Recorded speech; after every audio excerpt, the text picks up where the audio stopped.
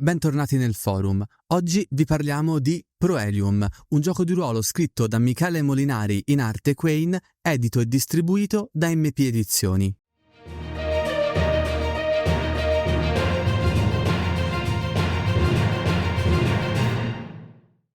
Inizio ringraziando Mirko Pelliccioni che lo scorso Modena Play ci ha fatto conoscere questo gioco e ci ha gentilmente fornito una copia da recensione.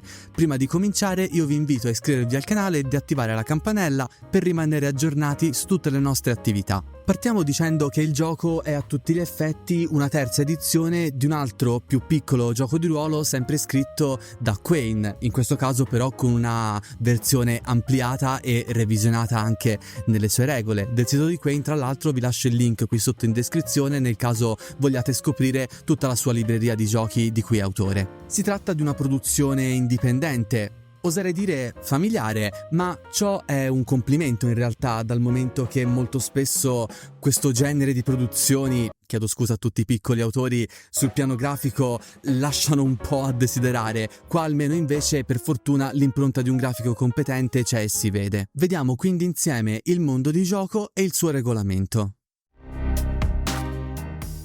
Siamo nell'anno 2333. L'umanità è riuscita a colonizzare lo spazio grazie ai motori gravitazionali alimentati a Proelium, appunto, una particella rara estratta dalla Luna che consentono i famosi balzi interstellari, un po' come in Star Trek, ma anche in Star Wars. Tuttavia a un certo punto una nave viene ritrovata distrutta nello spazio e dalle ultime registrazioni sembra aver subito un attacco alieno, cosa strana dato che in tutto il periodo di colonizzazione non è mai avvenuto alcun contatto con altre forme di vita. Parte quindi una spedizione militare verso l'ultimo punto di contatto registrato ed è qui che entrate in scena voi, come cadetti dell'incrociatore Bartemius. Avete una destinazione precisa e il pericolo di un attacco alieno dietro l'angolo. Parliamo un attimo di questi alieni, chiamati i saprofiti. Sono una specie aliena fungina e parassitaria che si aggrappa appunto ad altre forme di vita non solo per trarne nutrimento e diffondersi, ma anche per acquisirne le conoscenze. Ad essere stato infettato è un pilota di caccia spaziale? Ecco che il saprofita sa come pilotare un caccia e combattere nello spazio, oltre che a poter trasmettere eventualmente anche agli altri le sue conoscenze. Nel paragrafo a loro dedicato ci viene spiegato come comunicano, una sorta di telepatia, come funziona l'infezione e ovviamente le loro statistiche per i combattimenti, sia fisici che nello spazio, ma ci torniamo tra un momento. Proelium di per sé non ha una scheda del personaggio dedicata, lo avevamo visto anche in altri giochi un po' più vecchi a scuola, per esempio non ce l'aveva neanche in 2D Odd, questo perché le poche informazioni sul nostro personaggio possono tranquillamente essere annotate su un foglio. Devo ammettere che non mi sarebbe dispiaciuta una scheda dedicata, d'altra parte le informazioni per armi ed equipaggiamenti da annotare non mancano in effetti, in più il gioco ha una sua identità precisa, secondo me poteva essere un piccolo valore aggiunto. Le informazioni da inserire sono molto semplici, ci basterà, qui per esempio ve ne mostro quella ad esempio del manuale, rimuovendo il nostro bel segnalibro di Gandalf, so che è molto bello ma non c'entra nulla col video.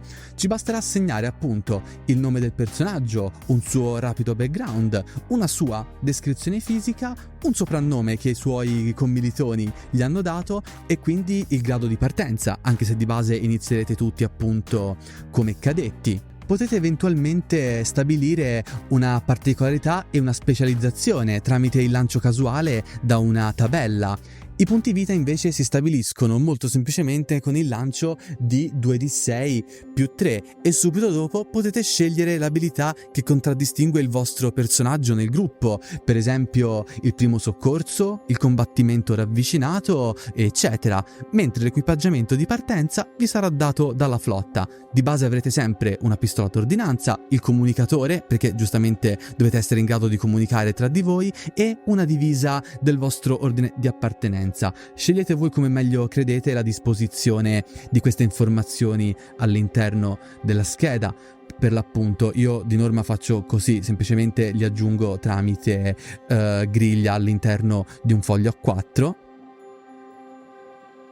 e via discorrendo molto semplicemente. Proelium si basa interamente sul lancio di un dado a 6 facce, con vari gradi di successo crescente. Per esempio si va dal disastro, riuscito ma con una difficoltà, successo critico, eccetera, con la possibilità di aggiungere bonus o malus a seconda dell'abilità specifica del personaggio, oppure situazionali a discrezione del regista o della situazione in cui vi state trovando, da un minimo di -3 a un massimo di +3. Se avete seguito la creazione del personaggio avrete visto che non avete uno schema di abilità predeterminate come per esempio in Dungeons and Dragons, avrete soltanto quell'abilità che vi contraddistingue.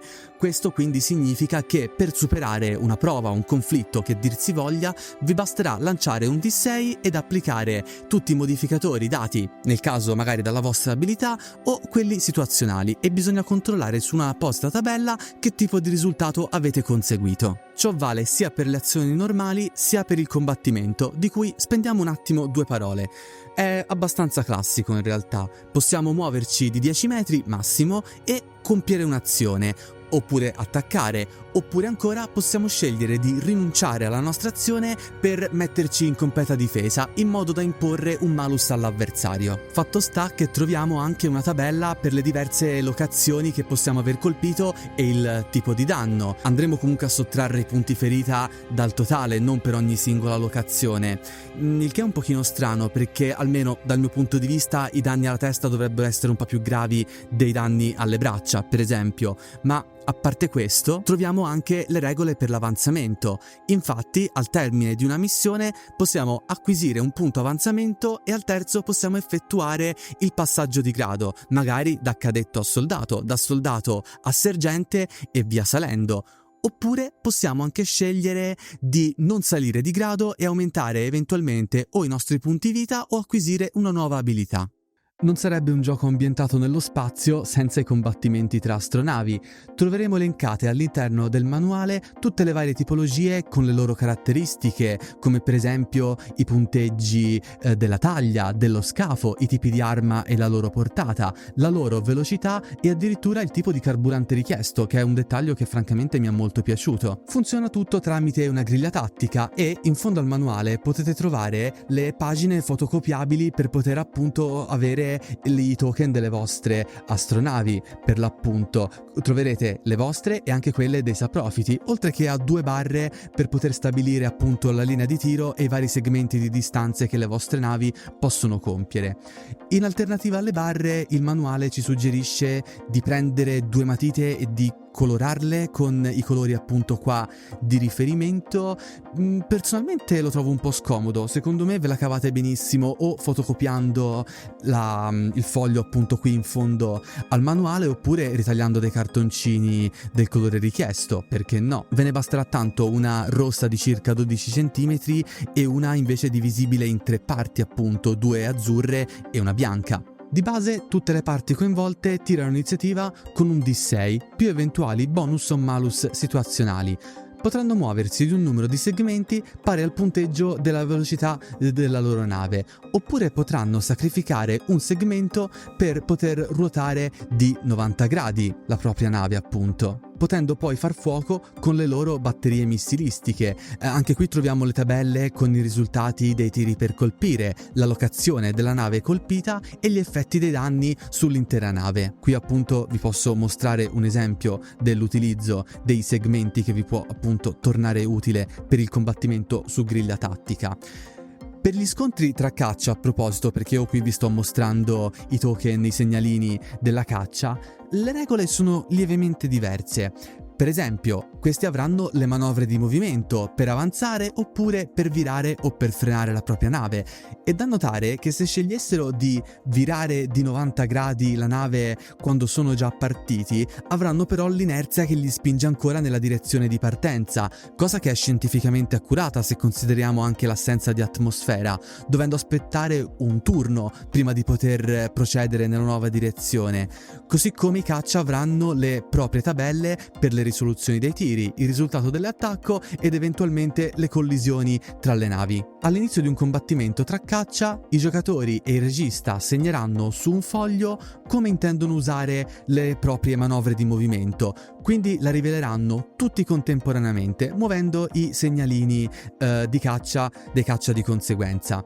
Il regista eseguirà il tiro azione per determinare che ha avuto successo o meno. Questa cosa mi ricorda un po', per esempio, la meccanica degli inseguimenti in Blade Runner, che per l'appunto si sceglieva in segreto la propria tattica e poi la si rivelava. C'era una cosa anche molto simile, se non ricordo, o vagamente simile in Gattai. Fatto sta, dicevo, che quando il regista avrà eseguito il tiro azione potrà determinare chi ha avuto successo o meno, quindi chi ha avuto modo di poter attaccare oppure rimanendo fermo non appena terminata la propria manovra di movimento. Il manuale si conclude con la descrizione dei saprofiti, con le varie schede per affrontare anche gli eventuali loro segugi. Qui provo un attimo a mostrarvi un esempio. Per l'appunto ci sono i segugi, il saprofita umanoide, eccetera, oppure per poter affrontare eventualmente anche un umano infetto. Troverete le statistiche per le loro astronavi e per le loro caccia militari, che per l'appunto hanno valori lievemente diversi dai propri, così potete vedere anche alcuni esempi dei disegni interni al manuale. Ora, il manuale si conclude anche non solo con la descrizione dei saprofiti, ma anche con dei suggerimenti per il regista, scritti molto bene tra l'altro, e uno spunto di campagna per poter iniziare a giocare. Trattandosi di una piccola produzione indipendente, bisogna darle atto dello sforzo che è stato compiuto per la sua realizzazione. Il gioco è semplice e veloce da portare al tavolo, le illustrazioni che mescolano parti disegnate a ritocchi fotografici si amalgano bene o male tra di loro e il tutto risulta solido, creando un titolo vecchio a scuola che riprende i canoni di un certo tipo di fantascienza unito ad un combattimento su griglia tattica. Quest'ultima forse avrebbe giovato di un PDF per poter stampare gli eventuali segnalini piuttosto che di quelli in fondo da fotocopiare. Vi confesso che ho avuto un pochino di difficoltà per via della carta, avevo paura di poterlo rompere e di scollarlo, ma a parte questo forse secondo me avrebbe potuto giovare anche di una cheat sheet tipo quella di Mork Borg che ti riassume i punti fondamentali del regolamento, o magari anche di uno schermo del master completo di tabelle, dal momento che non è che ce ne siano poche effettivamente. Qualche piccolo errore di battitura ogni tanto salta fuori, ma quello è abbastanza normale nei manuali di gioco di ruolo. L'unica nota dolente devo farla sullo spunto di avventura in fondo al manuale, che secondo me avrebbe beneficiato di un importante lavoro di revisione, dal momento che alcuni punti non sono proprio chiarissimi e mi sembra quasi scritto di getto. Forse è dovuto alle tempistiche di consegna per la stampa, ma questo purtroppo non ve lo posso dire. Tolto questo dettaglio, vi potete portare a casa un piccolo titolo di fantascienza ad un prezzo decisamente contenuto, solo 16 euro, quindi direi perfettamente alla portata di tutti. In questo momento che sto registrando, il gioco non è ancora stato messo tra quelli acquistabili sul sito di MP Edizioni, ma sono sicuro che contattando l'autore potete ricevere a casa la vostra copia di Proelium. Vi lascio anche qui sotto appunto il sito di Quain nel caso vogliate approfondire tutti gli altri giochi che ha creato. Io vi ringrazio a questo punto di averci seguito fino a qui e vi invito a iscrivervi al canale se non l'avete ancora fatto. Valutate anche la possibilità di abbonarvi per poterci sostenere e poter portare avanti il nostro progetto di recensioni di gioco di ruolo. Vi invito anche a seguirci su tutti gli altri nostri social, la nostra pagina Facebook, il profilo Instagram, e potete anche unirvi al gruppo Telegram per poter parlare con noi più in tempo reale sul mondo del gioco di ruolo, e potete anche seguirci su TikTok per dei reel un po' più leggeri e anche più comici. Daniele, dal forum Sentenziam, chiudo.